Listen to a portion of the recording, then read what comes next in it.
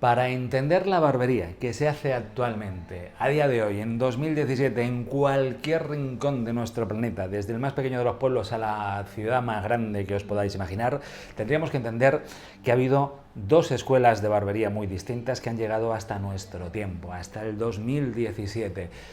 No todo en ellas es bueno, no todo en ellas es aceptable y yo creo que siempre tendríamos que plantearnos pues qué aporta cada uno de las escuelas y cada uno de los estilos que muestra esas escuelas.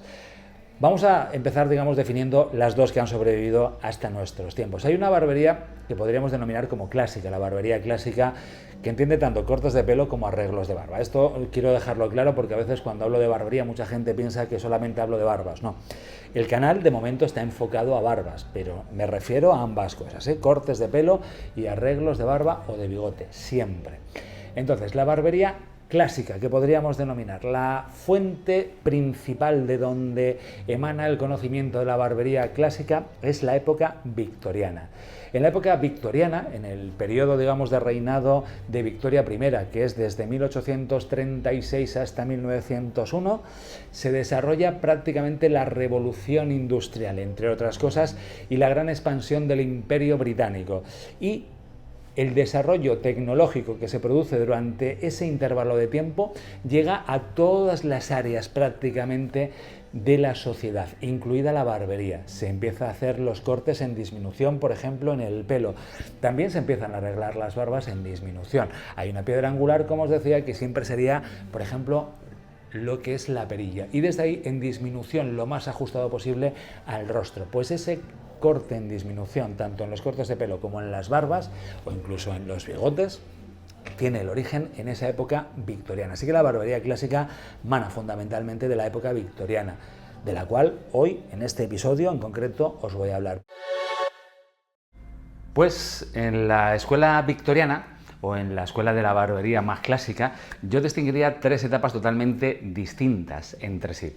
La primera tiene que ver con un origen histórico de un momento muy concreto en plena expansión del Imperio Británico, cuando llegan a África, cuando llegan a la India, se ponen a explotar los distintos países donde se instalan y descubren, digamos, a los grandes felinos. Los ingleses pasaron de cazar el zorro en sus fincas, en sus viñedos, que era lo más peligroso que hacían a nivel de caza, a encontrarse con enormes felinos que eran capaces de devorar a media expedición. Y claro, en aquella época lo que no había era escopetas de repetición.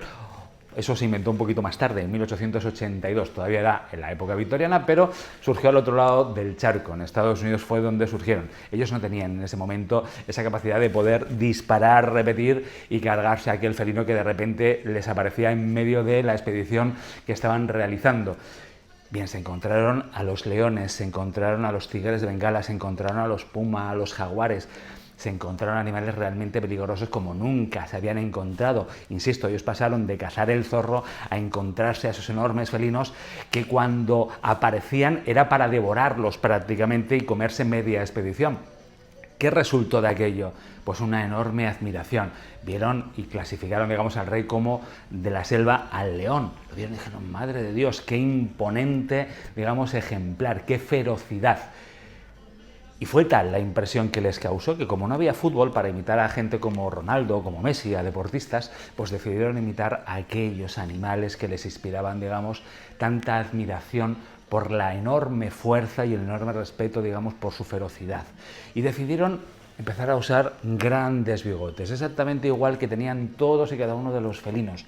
¿Es casual que surja en la época victoriana aquellos bigotes casualmente cuando están saqueando tanto África como la India, cuando se encuentran con esos felinos? Pues yo creo que no va a ser casual esa intrusión, digamos, en la barbería de ese momento concreto, con ese descubrimiento tan concreto.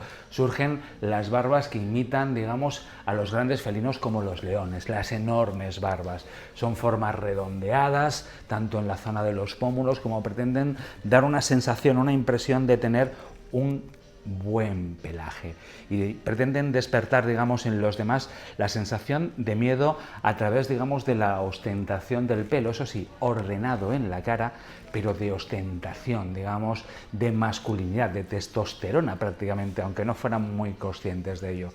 Esa sería la primera etapa, aquellos enormes bigotes, las enormes barbas trabajadas, muy integradas.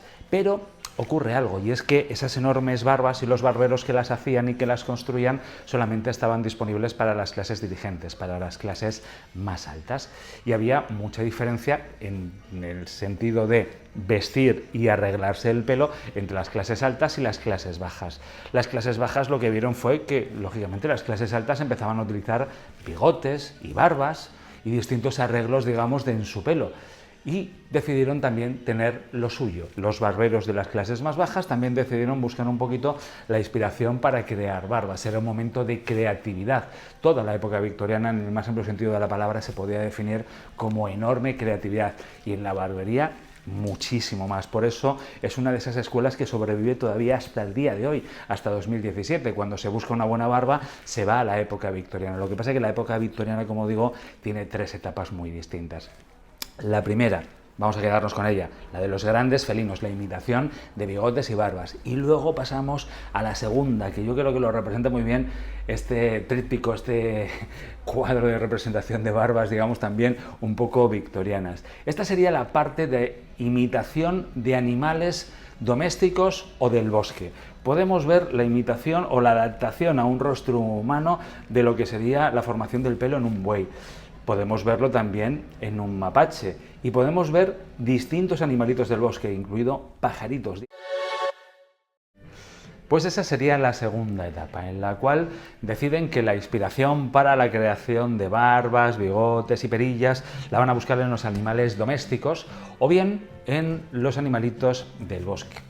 Y luego habría una tercera etapa ya inspirada más, digamos, por la arquitectura y por el diseño, que serían las filigranas. Las filigranas las consiguieron hacer incluidos también en los bigotes, pero sobre todo en las formas de lo que sería la parte superior, en la zona de los pómulos. Empezaron a hacer curvas imposibles que se dieran, digamos, como patrón de reproducción del pelo en los hombres. Pero como se hacía prácticamente en todos los diseños de arquitectura e ingeniería, decidieron también, digamos, incorporarlas algunos barberos e hicieron barbas, digamos, con esas curvaturas, digamos, tan poco naturales. Esas son las tres grandes influencias que yo veo y totalmente distintas en la época o en la escuela victoriana, la de los grandes felinos, la de los animalitos del bosque o animales domésticos y la intrusión de las filigranas y las curvaturas imposibles en las barbas. Algunas han quedado descatalogadas y se puede decir que llevar determinado tipo de barbas, como siempre he dicho, puede, digamos, suponerse que uno tiene un trastorno histriónico de la personalidad por el hecho de querer llamar la atención demasiado con ellas. Otras han quedado, digamos, como los grandes mostachos, demasiado desfasadas en el espacio-tiempo. Es muy difícil para la vida actual en el siglo XXI, digamos, llevar un gran mostacho por la enorme dificultad, pues, a la hora de comer, a la hora de beber y a la hora de socializar.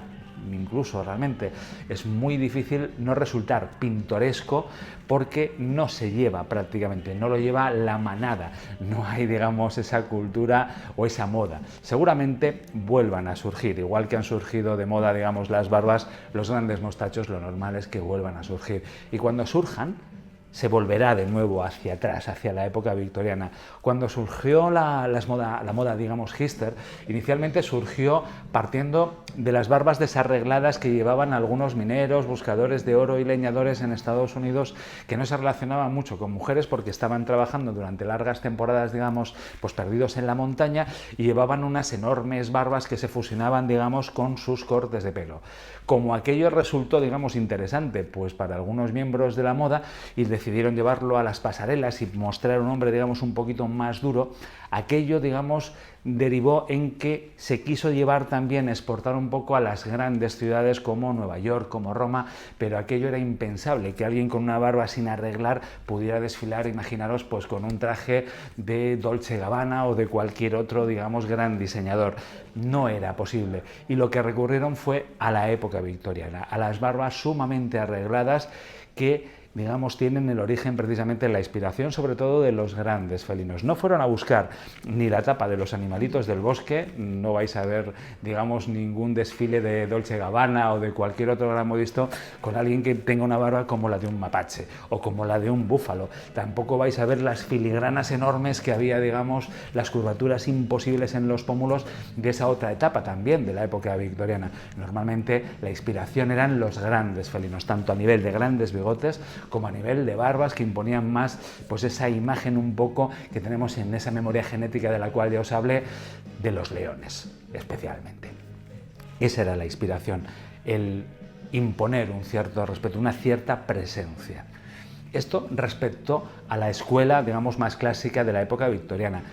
Podríamos poner un conjunto de fotografías, de ilustraciones, de barbas clásicas, pero bueno, más o menos yo creo que os hacéis una idea con la descripción, yo creo que más general. En el próximo vídeo vamos a hablar de esa otra, digamos, escuela que sería la escuela de barbería afroamericana, en la cual, digamos, vamos a ver de dónde procede la inspiración, por qué surge, cómo surge, y vamos a entrar un poquito más en detalle. ¿Por qué hablar de estas dos escuelas? Pues para dar un poquito la perspectiva, igual que hablamos de los criterios de la psicobarbería, cómo arreglar la parte superior, la parte inferior, creo que también es importante conocer de dónde proceden, digamos, las corrientes que tenemos ahora mismo en cualquier barbería, como decía al principio, de cualquier parte del planeta, de un pueblo o de una gran ciudad o de una pequeñita ciudad, daría lo mismo. Todos los barberos nos enfrentamos un poquito a lo mismo. Tenemos que hacer barbas clásicas y barbas más actuales. ¿A qué denominamos barbas clásicas y barbas más actuales? ¿Tendríamos que hacer alguna revisión precisamente de ellas?